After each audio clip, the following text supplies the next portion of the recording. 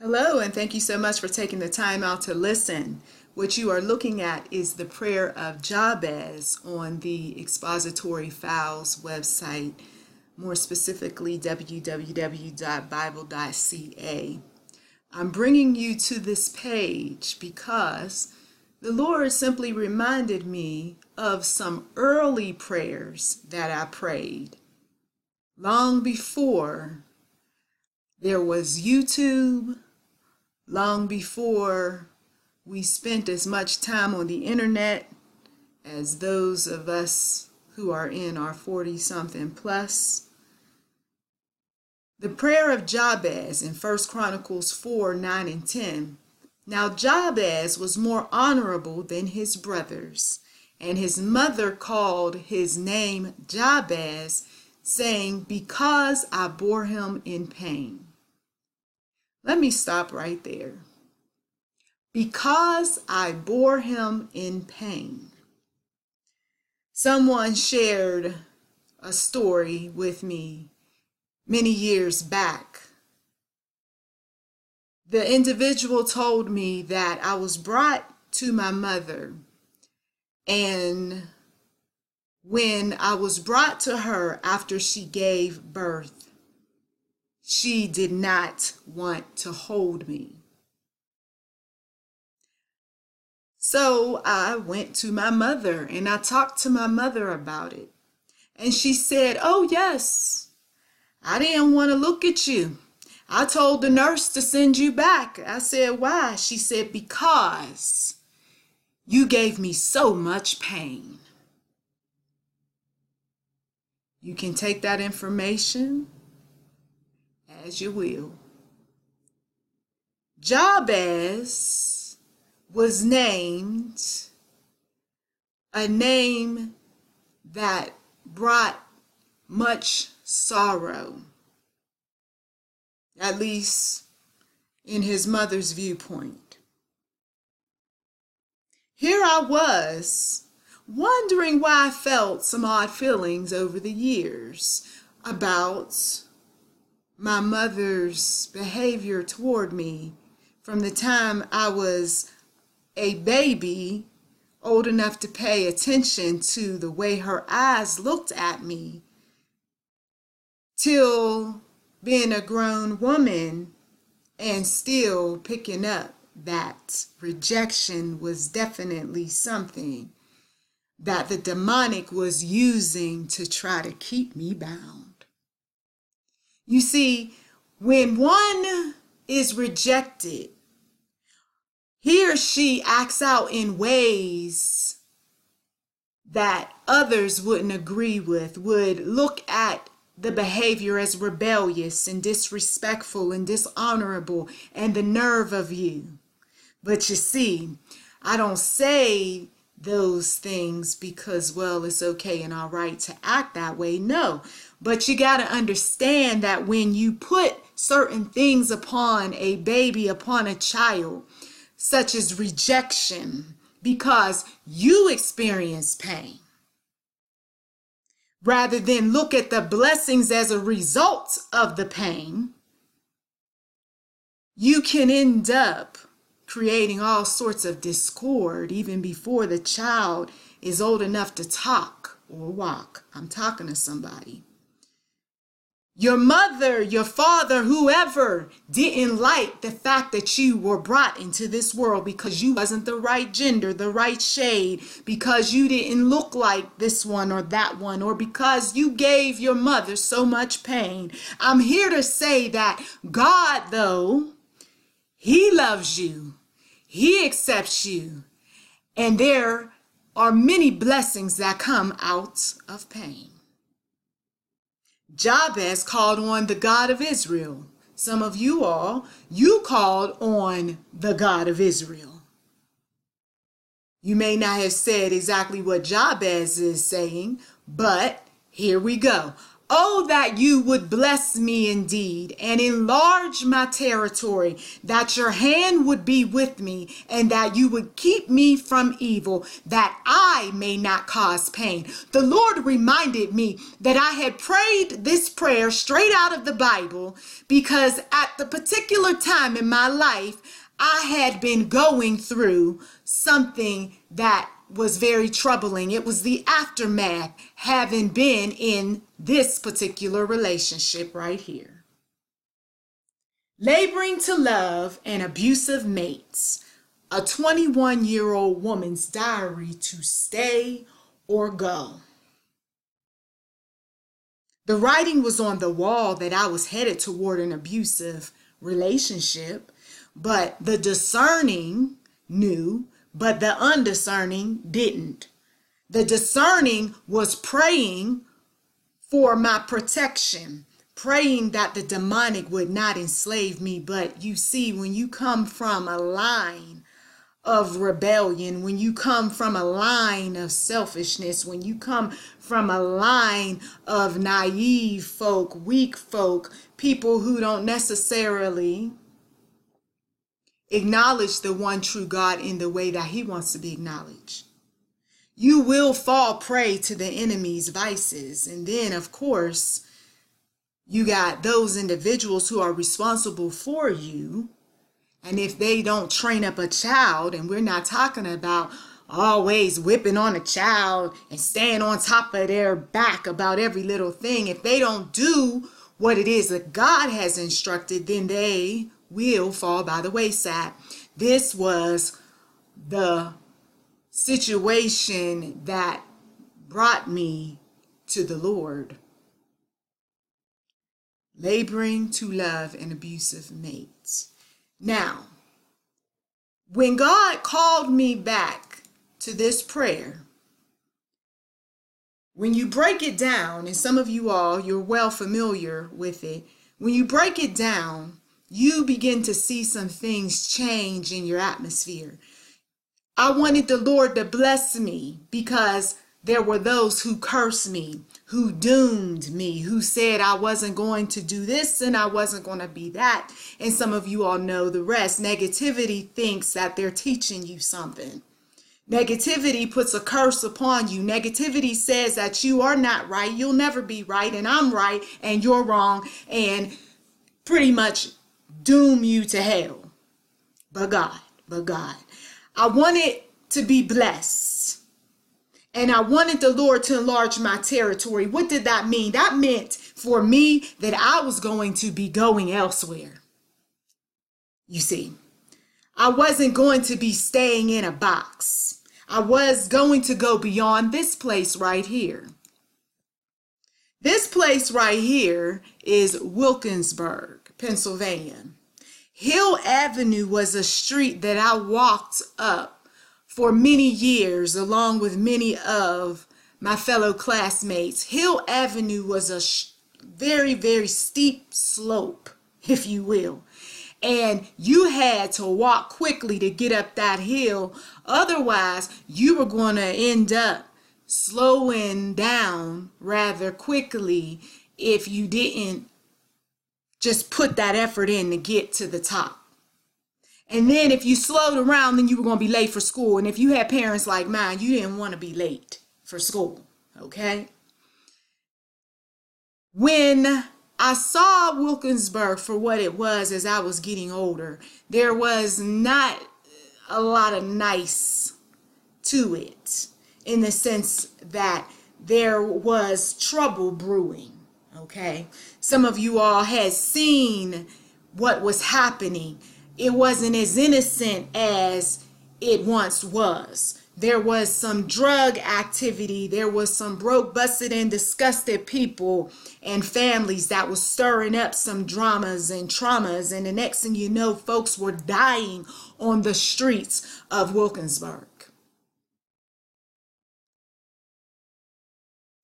I was headed in a direction. That direction was Wilkinsburg High School. That is the entrance of a school that is now closed. This school had at one point been a school where it was predominantly white. 1946, 1950 something, 1960, there was a lot of white people at the school. Why do I say that? Because these individuals had a hand on the community, and they didn't want the community to be disrupted by other people, more specifically African Americans. So when the African Americans started showing up, that's when history says it's the white flight took place. And white people started leaving. And those of us who had showed up about 1980s, it was pretty much all black and a handful of white people here and there. The teachers, though, were still there, many of them. They were Caucasian teachers. There was a struggle that was going on with some individuals, because when you got some racial tension and some attitude and some people not wanting to be educated, to put it quite simply, they preferred to party and do some other things. They were holding others back with all of their distraction and silliness and so forth. And so color goes out the window. We just want to educate some kids. At the end of the day, these were teachers that were very passionate about trying to get some kids educated. And there was the disrespect, of course. So as Wilkinsburg was taking on this metamorphosis of change, there were the attitudes that were going on that were not the least bit interested in the things of God, the people of God. There was a lot of fast activity with sex and drugs and alcohol. There were people who were having babies quite young, and there was so much that I can't even get into because it was just that hurtful. But some of us managed, right? We managed to get through the storms that were being brought around us and before us, and some of us got caught up in some storms, and we went on about our lives. Now, while God is in the background during this particular time of my life, I am not seeing myself getting to a place where I'm praying in 1996 and 1997 and 1998 prayers of a man who lived centuries prior to me showing up. I'm not thinking about anything like that, but God, you see. Here I was, this child that was rejected because I bore my mother pain. That pain wasn't going to be just through childbirth, but that pain would also come as I would grow and develop into a woman. She would be pained because I didn't call. She would be pained because I was involved with this guy or that one that she didn't agree with. She would be pained because I wanted to go to the club and party just as she did back in the day. She would be pained because I was not doing the types of things that she wanted me to do. She was pained when I had my baby and moved away. And she was pained when I didn't want to come back home. And she had a whole lot of pain, right? You get the picture. And when a person continuously goes through some type of pain and they don't snap out of it very easily, they will reject you once again, even before you get the news that you've been rejected. And what happens is when the rejection takes place, you always feel like you're the outcast or you're something different or nobody loves me or likes me or what have you. But if you are the one that draws near to the Lord like I did, He just fills those voids. There is none of that you go through because, see, I realize that God is bigger than what mom thinks. God is bigger than the pain that she experienced, because I know I got to go through my pain of life with my children, right? Just as there was pain that was going on with various mothers about their children at that school, Wilkinsburg, there was also those individuals who, while I was going through the dating violence years later, was also going through their share. Pain was evident, but pain can either be that thing that moves you to do some different things, motivates you to be something more than what they said you aren't going to be or will never be. Pain can be a strong rod of correction, but you don't have to wallow in that, right? You don't have to stay in that, but some people did just that. They couldn't look beyond that high school door and what was behind that high school door. Some people still carry the issues, the tribulations, what happened in the hallway or in the bathroom on their backs, but it comes out in a twisted, demented sort of way that they call it something else. But if they go back to their roots, they'll realize the dysfunction was evident, and the dysfunction showed up now on the backs of their children, and now they've got grandchildren even. The issues that took place on the streets of Wilkinsburg as we walked up places like Hill Avenue. It was a lot to have to take in, but at the same time, though, we had to make up in our minds, did we want to stay in the elements of danger? Did we want to keep rehashing old memories? Some folks, they stopped dealing with folk on Facebook and elsewhere because, no, I don't want to be reminded of what took place way back in the day, so that you can get a laugh about it, so that you can tease, so that you can put me in that place of mental, physical, spiritual, or even sexual bondage, because some people went through some of that too. Jesus. How does one arrive to a place years later where they are saying, once again, a prayer of Jabez? It took the fights along the way, from going through what I went through and all that led up to. You see, girls wasn't necessarily respected or admired or liked. And we had some very submissive moms and grandmothers and so forth around us that took a lot of you know what from their partners and, boyfriends, husbands, what have you. And so when you grow up in that atmosphere, then you tend to take a lot in your relationship.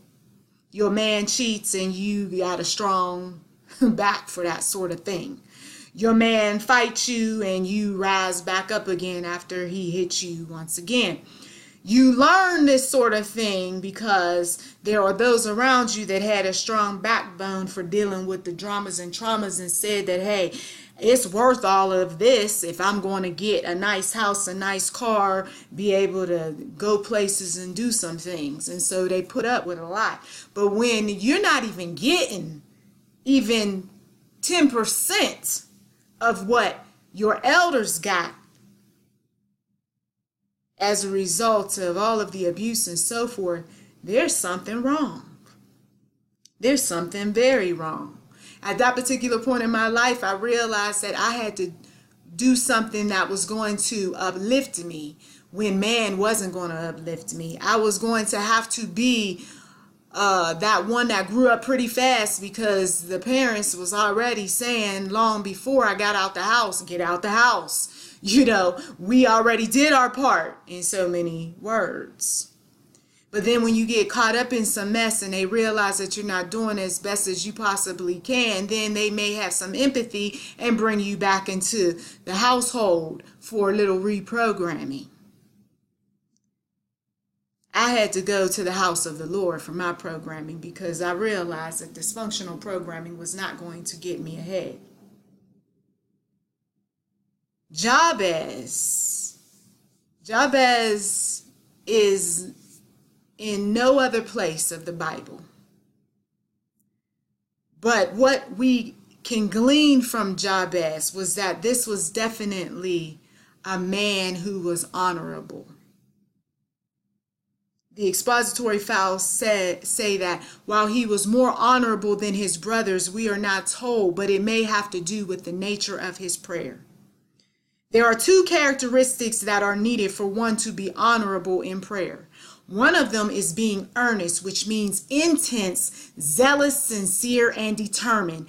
When your back is up against the wall and you realize the error of your ways, whether it was during a time when you were in high school and you were standing at that door and you know that on the other side you're about to be in trouble for one thing or another, or whether it was on the streets walking and witnessing some things or being a part of some downright dirty things. The point is that you get once again to that place where you get tired of being tired. You get tired of fighting a fight that you feel like every time it rises up, you can't win. So this is where you get the one true God involved. This is where you have the earnest prayer. This is where you have the intense prayer. I knew that I couldn't keep fighting the individual in my abusive relationship in the way that I was doing it, because there was not going to be a winner. There was going to be either somebody in jail or somebody 6 feet deep. And when the police showed up, that's how close we were to ending up having to spend years in jail. God reminded me, the prayer of Jabez. You remember what you prayed. Expository file says that we are told that the effective, fervent prayer of a righteous man availeth much. James 5:16. Avails much. The second of these characteristics is humility. Therefore, humble yourselves under the mighty hand of God, that he may exalt you in due time, casting all your care upon him. Now, I will tell you that if you don't humble yourself, life experiences will humble you sooner or later. And then you'll get to a place where you'll say, okay, once again, I have nobody around that's going to help me through this storm. All I got is Jesus. And you'll put those hands up and you'll just give God the honor, the praise, the worship. And as you're doing that, you're also telling him everything that's bothering you, from the past to the present to the future. The Bible reminds us that God cares for us, right? He cares for you. 1 Peter 5:6-7. The earnest, fervent prayer that is prayed in true humility, right? All of those things that I brought to your attention, those things that I had experienced, they are the building blocks of what was to come. It's not always going to be about the church experience for some of you all who are mentoring younger people. Sometimes it's walking on the street where you feel the fear and there is no presence of God that teaches you to be humble. It's being in that place, that doorway, wherever that doorway might be. I use the example of my high school, but wherever that doorway is, not knowing what's on the other side can also make you feel a bit anxious and worried. So when you get tired of feeling those negative feelings, this is where you're taking the burdens over to the one true God. When I got tired of getting off of work and going to that household where the abuser was, That's when the change started to begin.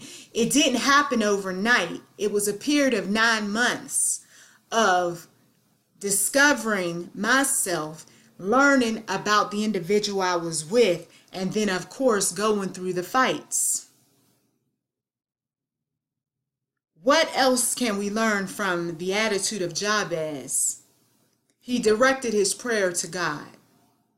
He worshiped the Lord, right? You have to be the one that's willing to humble yourself and worship the Lord and serve him. Jesus taught us to address our prayers saying, "Our Father in heaven, hallowed be your name." That's in Matthew chapter 4, 10, 6, and 9. To direct such a prayer to God demonstrates that one is trusting in and thus dependent on him for everything that is needed. Our parents wasn't walking us to school.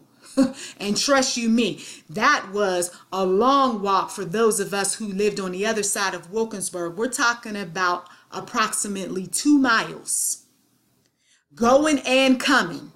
All right. So you have no choice but to trust in the Lord when you're hearing stories about people being shot, people strung out, when you're hearing stories of yet another fight and somebody else getting jumped. I got to trust in the Lord. At that particular time, there were moments where I prayed, but I wasn't even the least bit where I am today. So thank God there were those who were praying for me that were strong in the Lord. The Bible says we are not to be anxious for nothing, but in everything by prayer and supplication with thanksgiving, let your requests be made known to God. Philippians 4:6. If there is something on your heart today that you need to turn over to the one true God, something that's troubling, something that's hurtful, something that is just causing all sorts of confusion in your life, take that issue over to the one true God simply by opening up your mouth and talking to him about it before you talk to anyone else. Ask the Lord to bring peace of mind. Ask the Lord to expose some things. Ask the Lord to give you some clarification, some direction, whatever it is that you need. But once again, sometimes we've got to go back in order to see what strides we have made thus far, and where it is that God wants to take us as a result of all of what we've experienced. There's a reason why you went through what you went through. There's a reason why God is reminding you this day of some things. And so it would make sense to go to him and spend that quality time with him on what it is that you're supposed to be doing this day. Some people's lives are going to be turned upside down within the next 3 to 6 months because they realize that they have done a lot based on what others wanted as opposed to what God intended. And some folks are going to remain stagnant because messages like this go over their heads because they simply don't believe in the one true God, and they don't believe in his precepts, and they don't want too much to do with the Lord. But I tell you what, when you have gone through enough in life and there's no man or woman that can give you the peace of mind, you will go to the one true God. Sooner or later. And whether you stay in his presence or not, at least you made the effort. I thank you for taking the time out to listen. And if you want to read the rest of this very good article, it is the prayer of Jabez. It's at www.bible.ca, and you can see the / information at the top of the screen. And God bless you. Please do check the description box for anything that might be of interest. You've been listening to YouTube Enterprise 7. Feel free to like, subscribe, comment. Blessings to you.